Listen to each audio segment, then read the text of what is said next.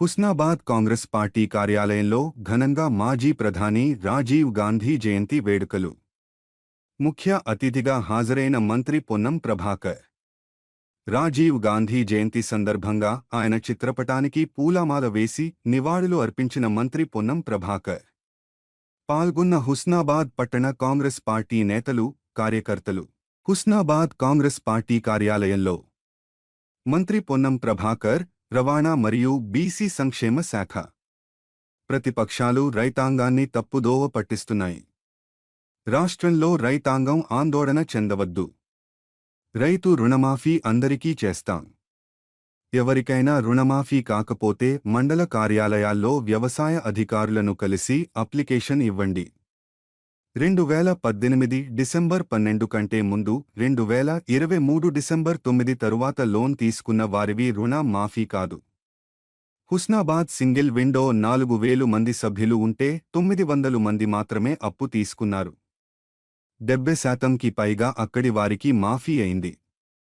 2 లక్షల పైన రైతు రుణమాఫీ ఉన్నవారికి కొంతమందికి కాలేదు. వారి దగ్గర ఫిర్యాదులు తీసుకుని రుణమాఫీ అవుతుంది. బీఆర్ఎస్ హయాంలో ₹1,00,000 రైతు రుణమాఫీ విడతల వారీగా చేయడానికి 5 సంవత్సరాలు పట్టింది. అది తెలంగాణ రైతాంగం మొత్తానికి తెలుసు. మేము ఒకే దశలో రైతు రుణమాఫీ పూర్తి చేశాం. 2 లక్షల రూపాయలు చేసినాం. 2 లక్షల పై ఉన్నటువంటి వాళ్ళు కూడా ఆందోళన చెందకండి. వాళ్ళకు కూడా పేమెంట్ జరుగుతుంది. మీరు లోన్ అసలు తీసుకోని వాళ్ళు 2018కి ముందున్న వాళ్ళు వీళ్ళు బీజేపీ టీఆర్ఎస్ చక్రంలో పడి చేస్తే రుణమాఫీ పొందిన 35,000 మంది రైతులు హుస్నాబాద్లో ఎలా ఎక్కడికి వెళ్ళినా సంతోషంగా మాట మీద నిలబడ్డ ప్రభుత్వం ఇది. రైతులకు ఒకేసారి మాఫీ చేస్తామన్నారు, చేసిండ్రు. కేసీఆర్ లెక్క ₹1,00,000 5 సార్లు కాదు, ఒకేసారి చేసినటువంటి రైతు ప్రభుత్వాన్ని ప్రశంసిస్తుంటే కళ్ళు బైర్లు గమ్మిన వీళ్ళు ప్రభుత్వాన్ని దురుద్దేశపూర్వకంగా ఒక అబద్ధపు ప్రచారం ద్వారా లోన్ మాఫీ కాలేదని మాట చెప్తా ఉన్నారు. మేము అనేక సందర్భాలు చెప్పినాం, మీరు ఏదైనా చేసి మమ్మల్ని అడగండి. 10 ఏళ్ళ అధికారంలో ఉన్నారు. నిన్న సర్వాయి పాపన విగ్రహం పెట్టలే. సిరిసిల్లలో కేటీఆర్ గారు అడుగుతున్న సర్వాయి పాపన విగ్రహం పెట్టమని ఓడాపిండు. ఎస్, మేము పెడతాం, మా బాధ్యత. లేకపోతే అడుగుతా ఉన్నారు లోన్ మాఫీ. మొండి బకాయిలు ఉంటారు, ఎప్పుడు 20 ఏళ్ళ నుంచి బకాయిలు ఉన్నారు. 2018 కంటే ముందు కూడా బకాయి మా కట్ ఆఫ్ డేట్ కంటే ముందున్నాని మాఫీ చేయమని చెప్పినాం. అబద్ధం చెప్తలేం. ఇప్పుడు 200 యూనిట్ల విద్యుత్ ఎవరైనా రాకపోతే ఏదైనా ఆధార్ కార్డో నెంబరో తప్పు పడితే కరెక్షన్ చేసుకోమంటున్నాం. గ్యాస్ కనెక్షన్ చేసుకోమంటున్నాం. తొందరలో రేషన్ కార్డులు ఇవ్వబోతా ఉన్నాం. ఆరోగ్యశ్రీ కార్డులు ఇవ్వబోతా ఉన్నాం. ఇందిరమ్మ ఇండ్లు ఇవ్వబోతా ఉన్నాం. మనం చూసి ఎంత అసహనంగా ఉన్నారో. ఎంత అసహనం అంటే నిన్న రాఖీ పౌర్ణమి విధి నిర్వహణలో నేను అందరూ కూడా రవాణా శాఖ మంత్రిగా నా యావత్ సిబ్బందిని, డ్రైవర్లు కావచ్చు, కార్ కండక్టర్లు కావచ్చు, లేకపోతే ఇతర మొత్తం సిబ్బంది, మేనేజింగ్ డైరెక్టర్ నుంచి చిన్న కింద కళాశీ దాకా అందరినీ అభినందిస్తా ఉన్నా. ప్రభుత్వ పక్షాన 64 లక్షల మంది మొట్టమొదటిసారి నిన్న, అందులో మెజారిటీ మహిళలు 17 కోట్ల రూపాయల విలువైనటువంటి ప్రయాణాన్ని నిన్న ఒక్కరోజే ప్రభుత్వం ఉచితంగా అందజేసినటువంటి ఘనత. ఆర్టీసీ చరిత్రలో మొట్టమొదటిసారి దాదాపు 15 కోట్ల రూపాయల ఆదాయం వచ్చింది. ఆర్టీసీ నష్టాల నుంచి బయటకెక్కుతుంటే మహిళలను కించపరిచే విధంగా బస్సులో ఉల్లిపాయలు తీస్తారు, ఎల్లిపాయలు తీస్తారని వీడియోలు మీరే తయారు చేసి పెట్టారు. శాసనసభలో కూడా అడిగిన దాని మీద మా సహచార మంత్రి సీతక్క అడిగితే మాకే అభ్యంతరం, డ్యాన్సులు చేసుకోమని చెప్తా ఉంటుంటే మహిళల పట్ల ఏం గౌరవం ఉంది? ఉచిత బస్సు మీద ఎంత కక్ష! ముందు ఆర్టీసీల ఉచిత బస్సులు ఏంగానే ఆటో కార్మికులను రెచ్చగొట్టిండ్రు. ఒక్కొక్కరికి ఒక్కొక్క బస్సు ఇవ్వని అంటూ ఉంటుంటే ఎంత అవహేళన, ఎంత అక్కసుందో మీరు ఆలోచన చేసుకోండి. ఈరోజు ఒక మండలం తీసుకుంటే నేను రైతు వేదికల ద్వారా తిరుగుతా ఉన్నా. ఒక్కొక్క దగ్గర 30,000 కనెక్షన్లు ఉంటే 22-23,000 కనెక్షన్లకు 200 యూనిట్ల ఉచిత విద్యుత్ వస్తా ఉంది. ఇలా ఏ ప్రభుత్వం ఇచ్చింది? ఇలా ఇక్కడనే కేబీ కాలనీలో దళితులకు ఉచిత విద్యుత్ ఉంటే మీటర్లు వచ్చి పీక్కొని పోతూ ఉంటుంటే వాళ్ళంతా మా దగ్గరికి వచ్చి రాను ప్రతిపక్షంలో కూడా మర్చిపోయినరా. పొట్లపల్లిలా బొమ్మనపల్లిలో అనేక గ్రామాలు ఈ విధంగా జరిగిన మాట వాస్తవం కాదా? ఇలా 200 యూనిట్లు కరెంటు ఉచితంగా ఇస్తున్న ప్రభుత్వం మాది కాదా? ఎందుకు ఆందోళన చెందుతా ఉన్నారు ప్రజలు? మొన్ననే మళ్ళొక్కసారి పార్లమెంట్ ఎన్నికల 0 రిజల్ట్ ఇచ్చారు. భారతీయ జనతా పార్టీ ఇలాంటి శ్వేతపత్రం విడుదలయ్యాయి. లేకపోతే రైతులకు ఏం చేసిరో చెప్పురి, మోసం చేస్తుర్రు. అరే మీరు ఏం చేసిరో చెప్పురి. ముందు 10 ఏళ్ళ మీరు అధికారం నుండి బీజేపీ కేంద్రంలో రైతాంగానికి జిల్లాకి ఏం చేసిరు, ఈ రాష్ట్రానికి ఏం చేసిరు, తెలంగాణ విభజన హామీలు ఏం చేసిరు? భారతీయ జనతా పార్టీ అసలు తెలంగాణ ప్రయోజనాలకు ఎన్నడన్నా ఉపయోగపడ్డదా? బడ్జెట్లో కూడా నిధులు కేటాయించని మీరు ఇలా మాట్లాడుతున్నారు. రైతు కేసీఆర్ గారి ట్యూనింగ్, కిషన్ రెడ్డి గారి మ్యూజిక్, ఇద్దరు అడపల తడపల అంటారు కదా, ఇద్దరు అన్నదాపులు లెక్క ఇద్దరు కలిసి తెలంగాణ కాంగ్రెస్ ప్రభుత్వాన్ని విమర్శిస్తే మీకు మీరే అవమానపరుచుకున్నట్టుగా రైతులు మీ పట్ల చులకనగా చూసే పరిస్థితి వస్తూ ఉంది. వాస్తవానిగా మాట్లాడే ప్రయత్నం చేయండి. దానికంటే మీరు మాకంటే ఎక్కువ చేయదలుచుకుంటే అధికారంలో ఉన్నారు, కేంద్రం నుంచి రాష్ట్రానికి అనేక రకాలుగా సహకారం చేయండి. అవేం చేయకుండా మీ ఇష్టం వచ్చినట్టు మాట్లాడితే ఇక్కడ చూస్తూ ఊరుకోడు. మీరు ఇద్దరు కలిసి వచ్చినా కూడా పార్లమెంట్ ఎన్నికలు చూసి 8 దాటలే. నోట్లో ఒకరికి వేసుకున్నారు, డిపాజిట్లు తప్పించుకున్నారు. అందుకే మరొకసారి తెలంగాణ రైతాంగం దయచేసి ఆందోళన చెందకండి. ఈ ప్రభుత్వం స్పష్టంగా 2018 డిసెంబర్ 12 కంటే ముందు తీసుకున్న వాళ్లకు మాఫీ కాదు, డిసెంబర్ 9, 2023 తీసుకున్న వాళ్లకు మాఫీ కాదు, అసలు లోనే లేనటువంటి వాళ్లకు అసలు మాఫీ కాదు. వాళ్ళందరినీ వీళ్ళందరినీ జమ చేసుకొని కొంత టీఆర్ఎస్ పార్టీ కార్యకర్తలు కావాల్సుకొని బీజేపీ కార్యకర్తలు కలిసి ప్రభుత్వాన్ని బదనాం చేసే ప్రయత్నం చేస్తారు. దయచేసి లబ్ధి పొందిన రైతులు ఎక్కడికి వెళ్ళినా గ్రామాల్లో చాలా సంతోషంగా మా ప్రభుత్వాన్ని ప్రశంసిస్తా ఉన్నారు, ఆశీర్వదిస్తా ఉన్నారు. ఇంకా మరిన్ని కార్యక్రమాలు ఏవైతే మిగిలి ఉన్నాయో వాటన్నింటినీ చేసే విధంగా శక్తిని ప్రసాదించమని కోరుతా ఉన్నారు. వాళ్ళందరికీ ధన్యవాదాలు. మీ ఆశీర్వచనం ప్రకారంగా రాబోయే కాలంలో కాంగ్రెస్ పార్టీ ఇచ్చిన వాగ్దానాలన్నీ కూడా పూర్తి చేస్తామనేటువంటి మాట మరొకసారి మనవి చేస్తూ, ప్రతిపక్షాల యొక్క ఆలోచన విమర్శలు అర్ధరహితం, వాటిని వెంటనే ఉపసంహరించుకోవాలని డిమాండ్ చేస్తాం.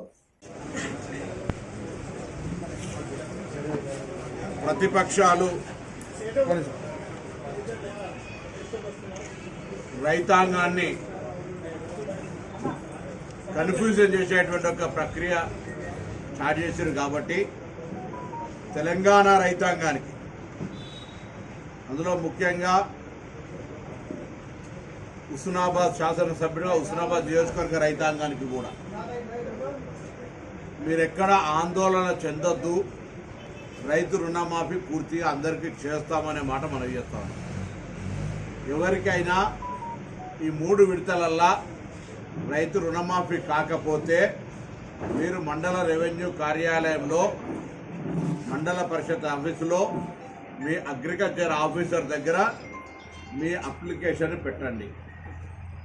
2018 డిసెంబర్ 12 కంటే ముందు లోన్ తీసుకున్న వాళ్ళకు కావు. దాంట్లో స్పష్టతగా ఉంది జివోలో కూడా. 2018 డిసెంబర్ 12 కంటే ముందు లోన్ తీసుకొని ఉన్నటువంటి వాళ్ళ అమౌంట్ ఎంతమంది ఉన్నా అది లోన్ మాఫీ కాదు, నిబంధనలలోనే ఉంది. 2023 డిసెంబర్ 9 తర్వాత ఈ 8 నెలల్లో ఎవరైనా లోన్ తీసుకుంటే కూడా మాఫీ కాదు. అంటే డిసెంబర్ 9 కంటే ముందు 2023, డిసెంబర్ 12 2018 తర్వాత లోన్ తీసుకున్న వాళ్ళకు ఎవరికైనా మాఫీ కాకపోతే మా ప్రభుత్వం బాధ్యత వహిస్తుంది. ఇందులో ఏమైతుంది, ఉదాహరణకు హుస్నాబాద్ సింగిల్ విండోలో 4000 మంది సభ్యులు ఉన్నారు. 4000 మంది సభ్యుల అప్పు తీసుకున్నటువంటి వాళ్ళు 900 మంది మాత్రమే. మిగతా వాళ్ళు వేరే బ్యాంకులలో అప్పు తీసుకోవచ్చు. ఉదాహరణకు నేను ఒక బ్యాంకు గురించి చెప్తా ఉన్నా. మీరు రేపు పొద్దున కూడా ఇక్కడనే ప్రెసిడెంట్ ఉన్నాడు, వెరిఫై చేసుకోవచ్చు. హుస్నాబాద్ సింగిల్ విండో కింద 4000 సభ్యులు ఉన్నారు రైతులే. అందులో 900 మంది మాత్రమే క్రయ విక్రయ లోన్లు తీసుకొని ఎలిజిబిలిటీ వచ్చారు. అలా 70% పైన లోన్లు మాఫీ అయినాయి. మిగిలినటువంటి వాళ్ళు 2 లక్షల పైన ఉన్నటువంటి వాళ్ళు, 2 లక్షల పైన ఉన్నటువంటి వాళ్ళకి సంబంధించి మేము ముందు నుంచి చెప్తాను, 2 లక్షల లోపల ఉన్న వాళ్ళకి లోన్ మాఫీ చేస్తామని. 2 లక్షల పైన ఉన్నటువంటి వాళ్ళ ఇవన్నీ ఫిర్యాదులు తీసుకొని వాళ్ళందరూ కూడా చేస్తాం. ఓకే, మేము ముందు నుంచి మేము ఎక్కడ కూడా అబద్ధం కానీ ₹1,00,000 మొదటి 5 సంవత్సరాల టీఆర్ఎస్ 5 సార్లు ఇచ్చి రైతులకు వచ్చిందా రాలేదు, బరకతుందా లేదనే విధంగా లోన్ మాఫీ చేసిరా చేయలేదా అనే పరిస్థితుల్లో వాళ్ళ పరిస్థితి ఉంటే దాని తదుపరి కూడా ప్రకటించింది లోన్ మాఫీ ఏ విధంగా జరిగింది జరగలేదో యావత్ తెలంగాణ రైతులకు తెలుసు. టీఆర్ఎస్ పార్టీ లోన్ మాఫీ యొక్క విధానం ఏ విధంగా రైతులకు న్యాయం జరగలేదని తెలుసు. ఇవాళ మేము ధైర్యంగా 1వ దశలో ₹1,00,000 లోపల అన్నాం. దాని ప్రకారంగా 18,260 మంది రైతులకు హుస్నాబాద్ 96,26,26,00,000 మేము మాఫీ చేసినాం. 2వ దశలో ₹1,50,000 వరకు 9,436 రైతులకు 87,73,00,000 మాఫీ చేసినాం. దాని తర్వాత 3వ ఫేజ్ కింద 7,186 మందికి 85,06,00,000 మాఫీ చేసినాం. మొత్తంగా ఈ నియోజకవర్గంలో 34,882 మంది రైతులకు హుస్నాబాద్ నియోజకవర్గానికి ₹269,06,00,000 రుణమాఫీ అయింది. నేను చెప్తాను ఇందులో ఉదాహరణకు హుస్నాబాద్ కోఆపరేటివ్ సొసైటీలో 4,000 మంది లోన్ తీసుకుంటే ఎట్లయితే 4,000 మంది సభ్యులుంటే 9,900 మంది మాత్రమే లోన్ తీసుకుంటారు. ఈ నియోజకవర్గంలో దాదాపు 1,00,000 మంది రైతులు ఉన్నారు. అందులో 60%, 70%, 50% లోన్ తీసుకున్నారు. లోన్ తీసుకున్న వాళ్ళ కొంత కేటగిరీ 2018 కంటే ముందున్నారు, కొంతమంది 2023కు ముందున్నారు, కొంతమంది 2 లక్షల పైన ఉన్నారు. ఈ 3 కేటగిరీలలో 2018కి ముందున్నటువంటి డిసెంబర్ కటాఫ్ ముందున్న వాళ్ళకి మేము ఇస్తామని చెప్పలే, మా ఎన్నికల మేనిఫెస్టోలో లేవు. 2000 మేము ఏదో ఒక కటాఫ్ డేట్ పెట్టుకోవాలను. మా ప్రభుత్వం అధికారంలోకి వచ్చి 7 తారీఖు నాడు మంత్రివర్గ ప్రమాణ స్వీకారం చేసినప్పటికీ 9 నాడు బస్సు ఫ్రీ ఎట్లా పెట్టినామో అదే రోజు కటాఫ్ డేట్ పెట్టుకొని దాని వరకు ఉన్నటువంటి లోన్లన్నీ మాఫీ చేస్తా ఉన్నాం. ఇంత పెద్ద ఎత్తున మాఫీ చేస్తూ ఉంటుంటే అసలు రైతుల పట్ల లోన్ మాఫీ చేస్తామన్న హామీని అమలు చేయని టీఆర్ఎస్ పార్టీ ఒకవైపు అయితే, అసలు రైతులకు సంబంధించి కేంద్రంలో అధికారంలోకి వచ్చిన తర్వాత మేము గతంలో 2005-06లో దేశం మొత్తం ₹1,00,000 లోన్ మాఫీ ఒకటేసారి చేసినాం.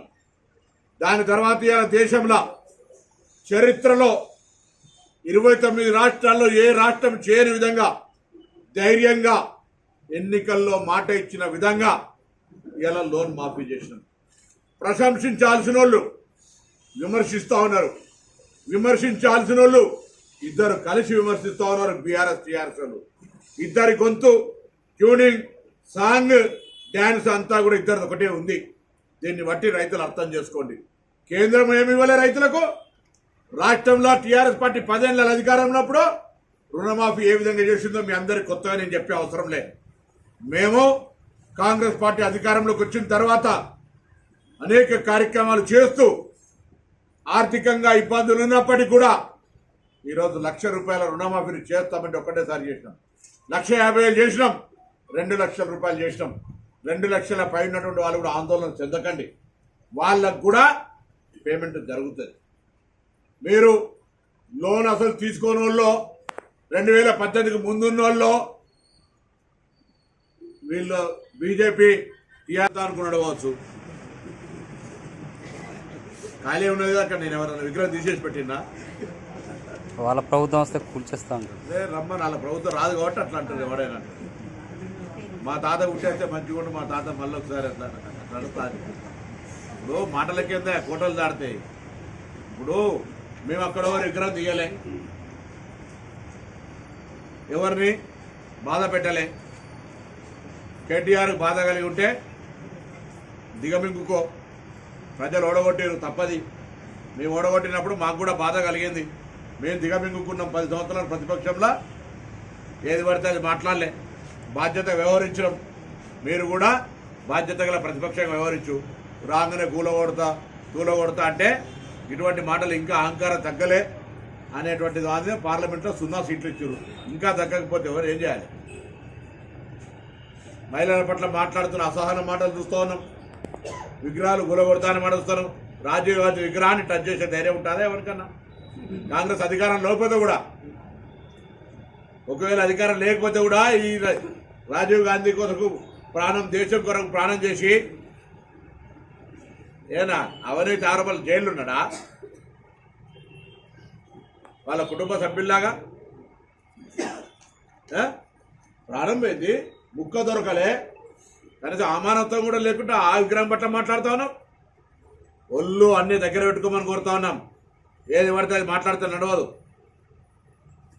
అది రాజీవ్ గాంధీ విగ్రహం, మా నాయకుడి విగ్రహం. ఈ దేశంను 21వ శతాబ్దంలోకి తీసుకుపోవడానికి 18 సంవత్సరాలకే యువతకు ఓటక్కు ఇచ్చిన నాయకుడు. ఈరోజు మనం వాడుతున్నటువంటి సెల్ ఫోన్, కంప్యూటర్తో సహా దేశంలో అత్యున్నతమైనటువంటి ఒక సాంకేతిక విప్లవాన్ని తీసుకొచ్చినటువంటి నాయకుడు. ఇలా అమెరికాలో ఉద్యోగం చేయగలిగినామంటే రాజీవ్ గాంధీ గారు ఇచ్చినటువంటి ఒక దేన్, ఆయన ఇచ్చినటువంటి భిక్ష దయచేసి మర్చిపోద్దని కోరుతా ఉన్నాం. వాస్తవంగా ఇలా చేయాల్సి ఉండే మా నాయకురాలకు సోనియా గాంధీ గారి రావడంలో కొంచెం అస్వస్థత, తన వయసు దృష్ట్యా త్వరలోనే అట్టహాసంగా చాలా పెద్ద ఎత్తున రాజీవ్ గాంధీ విగ్రహావిష్కరణ చేస్తాం. రాజీవ్ గాంధీ విగ్రహావిష్కరణ సెక్రటరియట్ ముంగడ చేస్తాం. విగ్రహం ఇప్పటికే నెలకొల్పబడ్డది. నేను హైదరాబాద్ ఇన్ఛార్జ్ మంత్రిగా ఆ పనులను స్వయంగా పర్యవేక్షించిన సంబంధిత వాళ్ళందరితో అక్కడ మొత్తంగా పని పూర్తయి ఉంది. బరాబర్గా, మళ్ళీ చెప్తాను, బరాబర్గా సెక్రటరియట్ ముందర రాజీవ్ గాంధీ విగ్రహ ప్రారంభోత్సవం అట్టహాసంగా జరుగుతుంది.